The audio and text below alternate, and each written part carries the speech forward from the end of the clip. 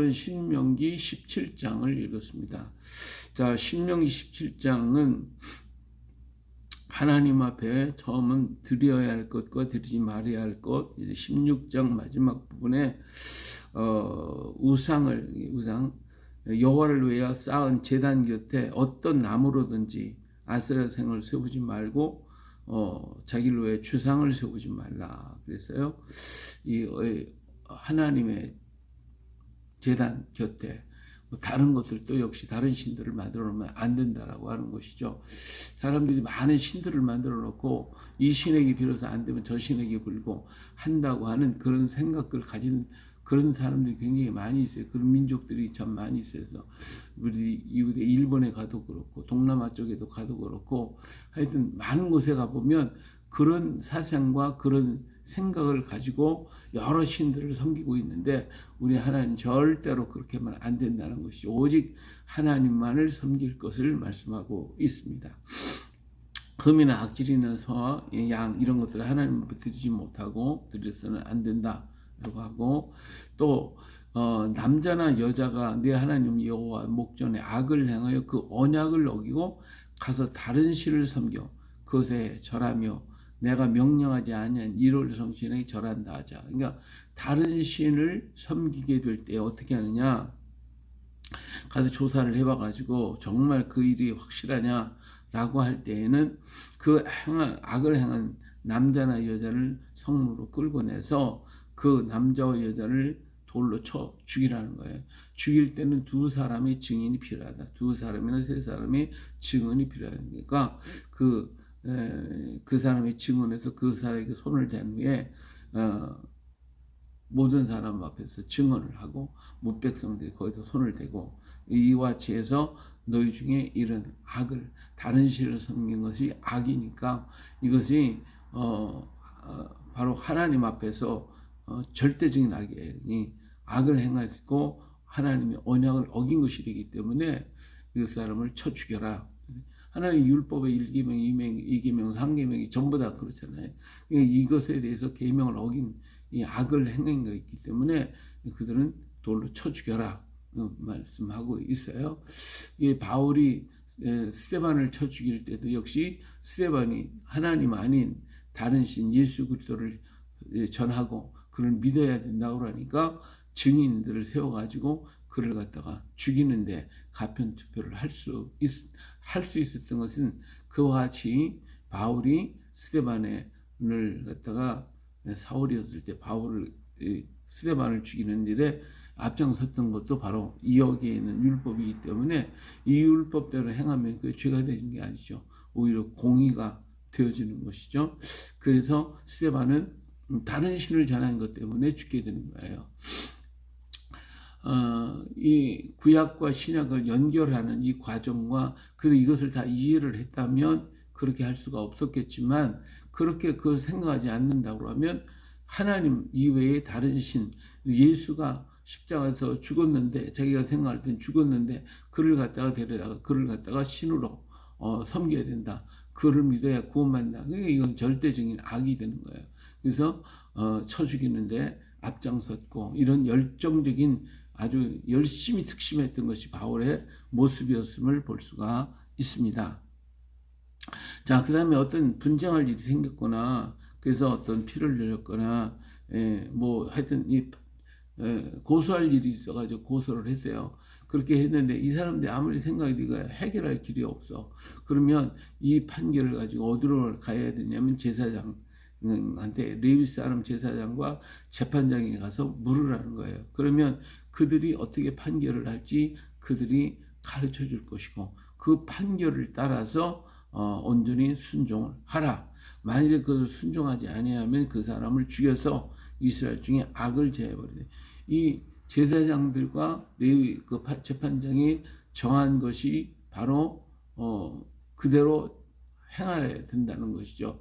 이것을 갖다가 거부하는 것, 이것을 안 받아들이는 것은 바로 그것도 역시 악이 된다는 거예요.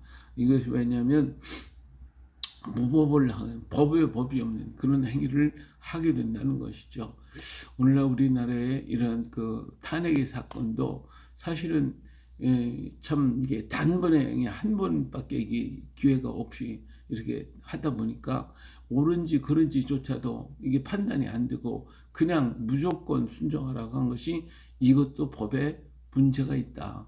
여기 보면 그러니까 여기도 이제 여기는 삼심제라고 하는 것이 다 없지만은 그러나 지방에서 안 되면 그 다음에는 레위 지파나 그 다음에 제사장에 가서 2심, 3심은 돼야 되는데 이게 뭐냐 이 일부의 대통령의 역사를 갖다가 그렇게 단심제로 다 끝내버린다.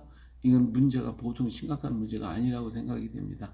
여기도 보면 처음에 해서 안 된다. 해결이 안 되고 이게 모르겠다. 잘못됐다. 그러면 다시 제사장에게 재판관에게 물어서 그래서 거기서 정확한 판단을 내고 그래가지고 이 일을 집행할 때에 모두가 다 순복하라 라고 말씀하고 있는 것을 볼 수가 있습니다.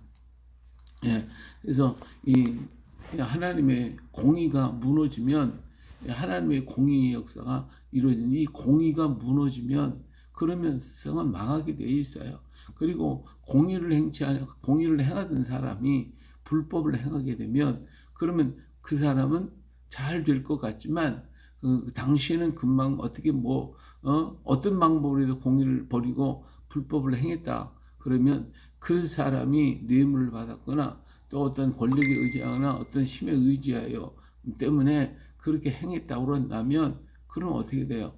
그 사람은 그 당시의 것은 면할 수가 있으나 하나님이 그를 멸하실 수밖에 없어요. 그렇기 때문에 우리는 죽으나 사나 공의에 서야 되고 하나님 여기서 왜 제사장과 재판장한테 가라고 그랬어요? 바로 이 사람들이 하나님 앞에서 온전한 공의를 행하는 자가 돼야 된다는 거예요. 하나님의 이름으로 세웠기 때문에 그런 겁니다. 근데 그들이 하나님이 세웠는데 그들이 악을 행하면 누가 멸하시겠어요? 하나님이 멸하시는 것입니다. 인간이 멸하는 건 우리 육체뿐이에요. 그러기도 예수님께서도 내 육체를 멸하는 자를 두려워하지 말고 내 영과 육체를 함께 멸하는 자를 두려워하라고 그랬어요. 그렇기 때문에 육체를 멸하는 것 때문에 육체의 어떤 해를 때문에 공의를 굳게 해서 영과 육을 멸하는 하나님을 노엽게 한다고 하면 그 사람은 가장 어리석은 사람입니다.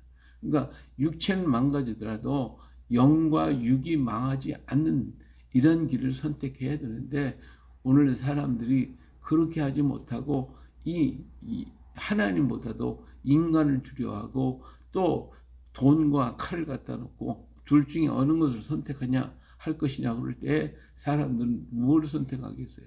다 돈을 선택하지 칼을 선택하는 사람은 없을 거예요.